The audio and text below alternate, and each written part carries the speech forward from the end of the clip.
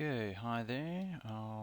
Today I'm going to show you how to transfer textures onto a new, how shall I say, mesh that you've created. Usually the reason why you want to do this is because you want a better UV map, or your polygons is very horribly designed originally. Now this model, the polygons is semi okay, except for here. You can see it's quite stretched here, which is not very ideal. Let me see if I can turn off the texture map for a second. Yeah, there we go. So if you've ever worked with polygons before, you'll see that stretched polygons is a big no-no, especially for creating decent texture maps. So on the other side, this would be a more ideal polygon layout. However, sometimes when you've got 3D scans, which sometimes have got holes in it, or overlapping polygons, or it's just a big mess, you want to create a new model from scratch, which is basically, how shall I put it, clean, smooth and clean with non-stretching and non-overlapping polygons. Right, so basically I've created one of my works of art here in ZBrush. Just to note, this is ZBrush 4 R6. So hopefully when you view it, you can use the same technique in R7, or hopefully even R8 if they're eventually going to release that. Anyways, okay, so just to show you, let's say this model is from a 3D scanned application, for example Agisoft or any number of the other 3D scanning applications. Most of them don't tend to create very decent UV maps. They try to create, I don't know, just to flatten the model as quickly and horribly as possible. Now that works to display texture on a model. However, if you actually want to use it in any CGI application, then you would probably want to re-UV map the model for better texture distribution. So currently this is how the texture map looks. As you can see, there's a lot of wasted space here, which you can actually use to increase the quality, or shall I say the resolution of the texture map. So in this tutorial I'm going to show you how to do that, as well as preparing your model for subdivision so you can edit it a bit better, fixing all the overlapping polygons, etc., getting rid of that as well. Right, let's move that away. So this is before. I'm going to keep that open. Right, so first thing is, well, obviously I've imported it. I've imported the okay, anyways, here's the texture. Well, it's supposed to be here. Okay, I've opened the ZBrush file, so I presume it's just saved in there. But anyways, there's the texture map. It's currently 4K. So, and let's start. First thing is you go to Subtool and you duplicate it. Right, so I'm going to hide the original one and I'm just going to work on the new one. Now you'll see currently, yeah, I've got a texture map, awesome. However, as soon as you go to, let's do so there's two options: zero mesher, which is better for decent UV mapping, and dynamesh if you've got a really horrible 3D model which you actually want to fix most of the errors. overlapping polygons and stretched UV maps, etc. So it's your choice, but in this case, let's go for Z remesher. You don't really have to go max polygons. I usually go medium, because the bigger the polygons is, the easier the new UV mapping will go. Now, don't stress. You'll say, oh, but there's not enough polygons to fit the new texture map and blah blah blah. But that's what subdivision is for. I'll show you later. So usually I go medium resolution. I click on Z remesher. This hopefully won't take too long. Okay, that took about a minute to Z remesh, and as you can see, for some reason the texture disappeared. Now the reason for that is when you either use Z remesh or Dynamesh, it destroys the original UV map. Thus, ZBrush has no idea where to place the original texture. You'll see the texture is still on there. However, if we turn it on now, it says, oh no, there's no UV map.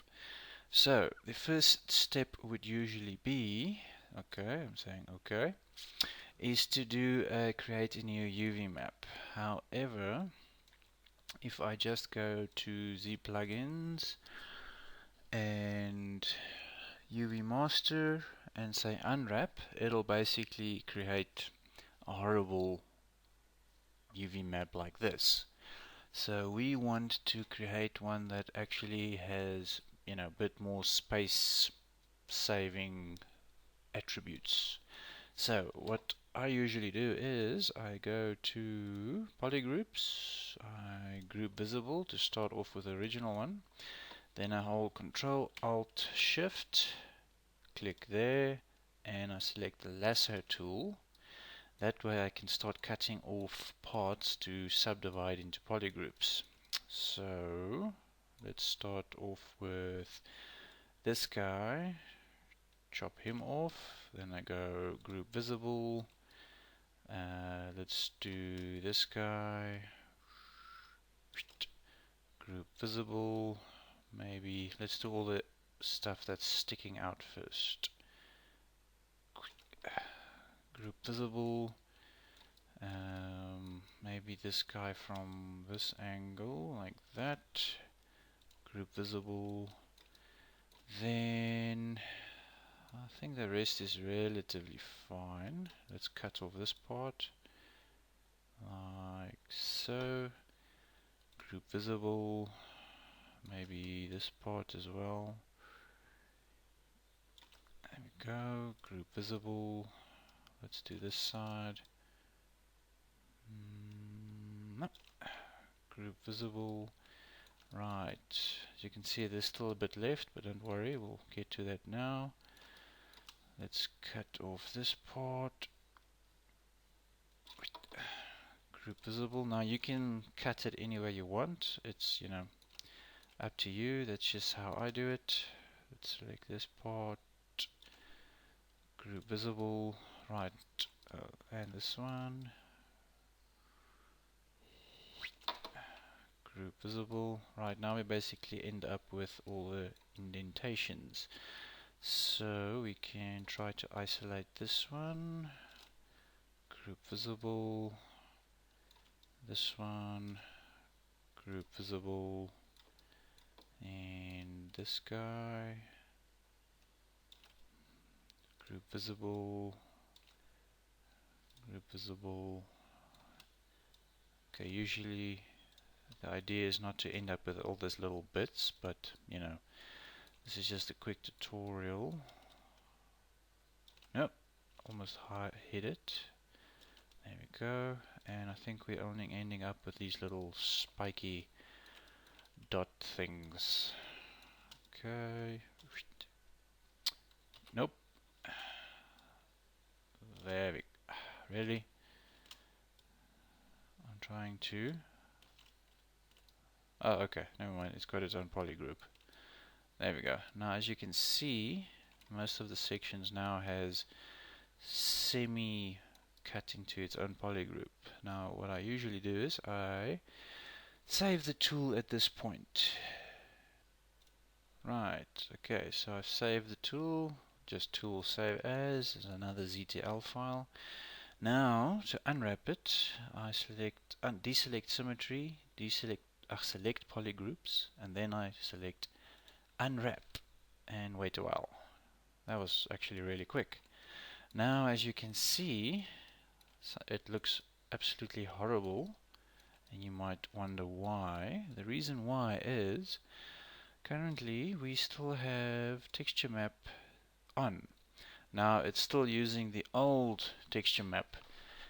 It's trying to put the current text, the old texture on the new UV map, which basically does not look very nice. So I'm just going to turn it off for now. So there we go. Right. The next step would be, I think we can close this guy. We don't need him for now. Right. Next step, we'd actually need to subdivide the current model to be equal to the original one. Now, usually the original scan is, is a couple of million polygons, 10, 20 million or whatnot.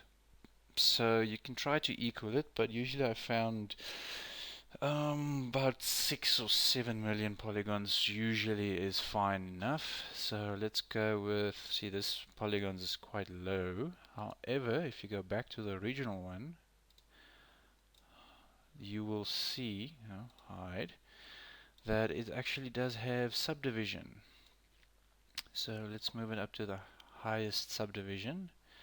And now you will see it has about 434,186 polygons, which is actually quite low, but for this demo it's quite decent.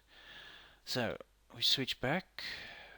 Let's do that. So we're gonna press Control D to subdivide it once, which then actually brings it sort of similar to the original one. Now if you view both, you will see that there's quite a big difference between the two models.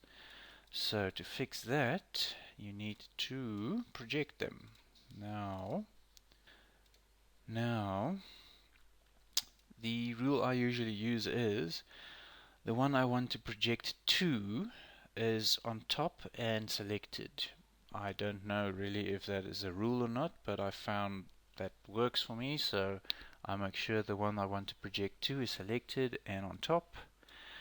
Then I just go project all. Now this is relatively low. There we go. So as you can see, it projected the new mesh to fit the old mesh quite decently. I think if we run it again, I don't think it'll make much of a difference. Yeah, a little bit. We can try it one third time. There we go. See, the more you run it, the more it actually brings it closer to the original model. I don't think that's as best as we're gonna get. So now we're going to deselect it, and as you can see, the resolution is basically almost exactly the same as the original model with a new UV map. Now, I forgot to mention that you can actually go while you create the new UV map, you can actually click on flatten. However, this only works if you don't have a subdivision, as you can see right there. So yeah, if you want to see it, you need one subdivision level. But in any case, you'll see the new UV map shortly. Right, so now we have the new model, new UV map. Now we need the texture. Now this is usually where a lot of people go like, oh no, how do I transfer texture from one model to another? Now the trick is we use Polypaint. However, Polypaint's resolution is dependent on the actual resolution of the model.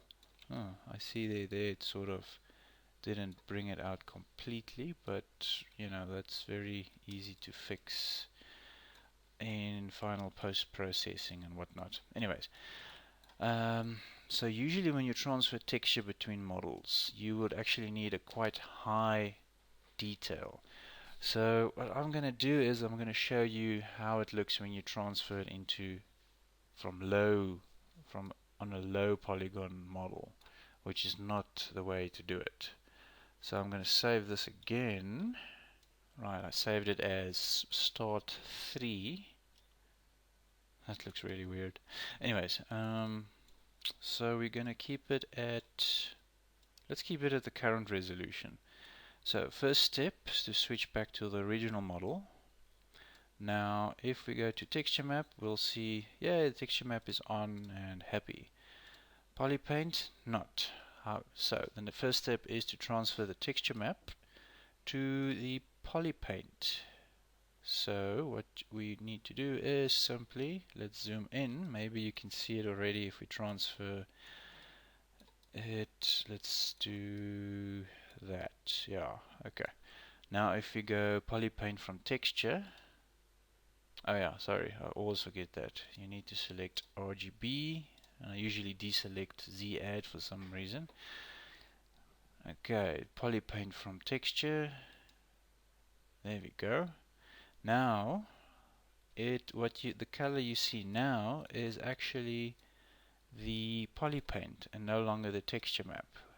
As you can see, the texture map has been hidden. However, if we enable the texture map, it still should take the Polypaint as the primary. What I mean with that is we've got Polypaint and a texture map displaying the same texture. However, the Polypaint takes priority. Thus, if we deselect Polypaint, we should still see the texture map, which actually is quite surprising, relatively the same detail. Actually, I wanted to show you how it looks if you've got a low polygon model. So just for the hell of it, let's move it to one subdivision down, and then you can start seeing it's much more pixelated. So if you move it up, move it down, you can't really see it. Let's see if Polypaint is, oh sorry, Polypaint is not selected. Let's deselect. There we go. Now we should be able to see a difference. Move it down. There we go. So basically Polypaint is colors on the actual polygons. The less polygons there is, the less color there is. So switch between 2, 1 subdivisions. Now obviously the more subdivisions there is, the more the Polypaint can actually be transferred. So what we're going to do is we are going to subdivide it one more time. Now this might take a while. Right, so we have subdivided it another times. Now we need to transfer the original texture to the third subdivision, which basically is uncolorize Polypaint from texture. There we go. So I think this is pretty much the highest texture we can actually transfer. So to transfer texture from one model to another, we basically use Polypaint. We Polypaint basically one texture to another, from one model to another model. Right, so we have Polypaint on the first model, check. Now we go to the second model and we enable both, right? Now I'm just going to save again because sometimes ZBrush doesn't play along. Okay, I've saved this as start 4. Now pretty much we do transfer again. However, this time we only want to transfer the actual texture. Now there's a thing that usually for some reason when you do this project all, it projects the texture as well as the underlying geometry. Now sometimes we don't want to do that. For example, let's say the new model as let's say the new model, you added some fine details or you fixed something or whatnot. So let's just add, I don't know, oh, we need to add add again, turn off that. Let's add that and do that. And where's the rake brush? There we go. So let's say for the new model we wanted that. Actually, I think we're currently in the lowest. No. Let's we need to subdivide in any case again to transfer the Polypaint. So there we go. Let's say for the new model you wanted that. Now if you currently do a transfer between the two models, it'll basically project this model's geometry back onto this model's, which you currently don't want because you only want to transfer the texture. So a trick that I have found is very awesome is I go to Morph Target and then store Morph Target. So basically it'll store this geometry into memory. Right, so next, now that this is stored, we can actually do the actual projection. So we go to Subtool, select both, and one last thing, we just need to double check that Polypaint is active on the model you want to transfer the texture to, otherwise obviously it won't work. So if all goes well, it should transfer the texture. There we go. It seems like it did a semi-decent job of transferring the texture, as you can see here. However, as I mentioned, it also transferred the geometry from the previous model. So to undo that, we go to Morph Target, and then we say Switch. And then basically we bring back the original geometry. Now, however, you can see that it missed a couple of parts because there's a fine, I should say, level where it actually transfers the texture between the models. If the distance is too far between, then it obviously won't be able to transfer it. So, oh yeah, I can see there's a little bit issues here. Usually this happens when the model is not high, the model resolution is not high enough. But yeah, this is just a tutorial, so keep in mind if you see this happening, just increase the resolution of your model before transfer. Right, so as you can see, where's that subtool? As you can see, this is the new model now with Polypaint. This is currently still Polypaint on the new model. So to get an actual new texture map, we basically go create. Oh, just remember, before you do that, you go to UV map and you must first select what the resolution of your new UV map is. I like 4K. I think 4K is pretty fine. I'm not like a super professional CGI artists. They usually use 8K maps. I'm happy with 4K. So I've just made sure that it's actually 4K, because otherwise the new texture map will be created at a lower resolution. So if you go texture map, create new from Polypaint, and then you should see this change. Let's see. And there we go. As you can see, it has changed to the new UV map you created, which actually uses much better space allocation than the previous one. And if you had a model with low, that was overlapping polygons or whatever, you should now have a very clean and subdivided model. Yeah, now you can actually see what I mean with Polypaint that actually goes onto every polygon. For example, if you can see here, if we increase the resolution, then you would start seeing more detail on the actual model. There we go. So that should basically be a quick tutorial on how to transfer texture only onto a new model. And lastly, I just want to show you a close-up of the new texture. So what we'll do is we go to texture map, we say clone texture, then it'll appear here, then we export it to wherever you want. Okay, after you select the location, it's going to show a little preview.